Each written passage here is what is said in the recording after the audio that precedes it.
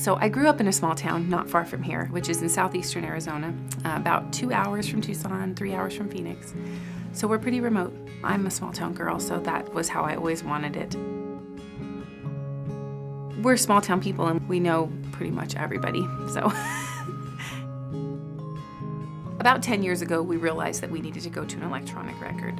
We had a few cases where maybe we thought if we would have had a better reminder system than a sticky note in the chart, perhaps something would have been caught sooner. And when it really comes down to an individual person, that's when it really kind of hits you in the stomach, like, oh, how can we do this better? The one thing you can guarantee in healthcare is there's always going to be change, and you have to embrace that. You have to know that it's going to change.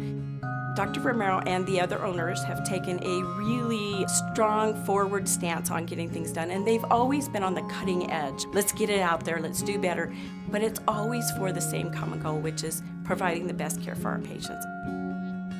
The practice care service has led us in a direction which, when we talked about becoming patient-centered medical home, it was this great title, and it was a lot of work, and it was sort of like you looked at it and it was like, oh my goodness, how are we going to get here?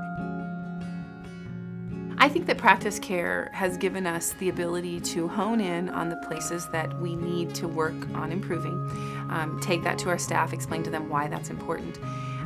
And for me as a manager, it gives me peace of mind because I know that the staff, particularly our office manager, has access to Transfer Med, Delta Exchange. She can communicate with other practice managers, with people at McKesson, for example, who can help us to figure out how do we use our system to fill in the blanks, to get that other 10% that we need.